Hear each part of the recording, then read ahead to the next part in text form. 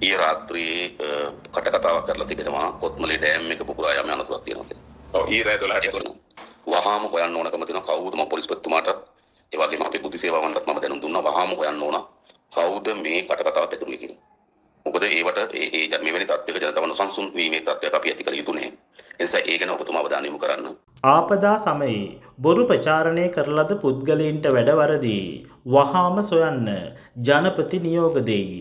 ශ්‍රී ලංකා ඉතිහාසයේ වර්ෂාව හේතුවෙන් මුහුණ පෑ දරුණුතම ඛේදවාචකය වන මෙම ගම්වතුර තත්ත්වය හමුවේ මුළු ශ්‍රී ලංකාවේම දිස්ත්‍රික්ක සියල්ලම පාහේ ආපදාවට ලක් වූවා. මිනිසුන් බොහෝ පිරිසක් මිය ගිය අතර තවත් මිනිසුන් සිය ගණනක් පස්කඳු යට වැළලී හොයන්නවත් නැතුව අතුරුදහන් වී තිබෙනවා.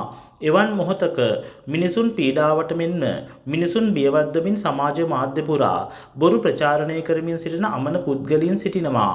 මෙම ව්‍යසනයෙන් රට ගොඩ ගැනීමට බොහෝ පුද්ගලයන් වෙහෙස මහන්සි වී වැඩ කරන අවස්ථාවලදී දේශපාලන වාසිතකා ඇතමුන් බොරු ප්‍රචාරණය කරන අතර එවන් ප්‍රචාරයන් හමුවේ මිනිසුන් බියටපත් වී තිබෙනවා. මෙවැනි ආකාරයට සමාජ මාධ්‍ය තුළින් මිනිසුන් මහත්සේ බියගැන් වූ කාරණාවක් වූවේ කොත්මලේ ඩෑම් එක පුපුරනවා යන සමාජ මාධ්‍ය තුළ පතුරුවා හැරීමයි.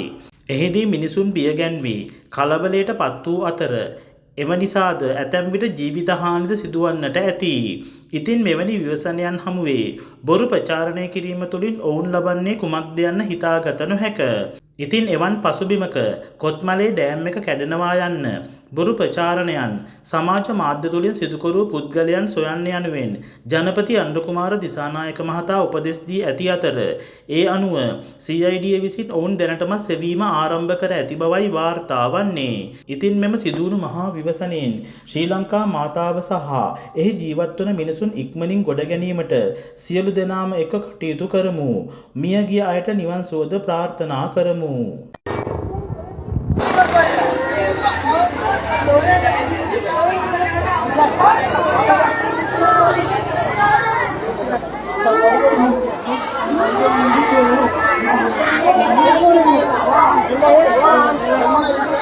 Thank you.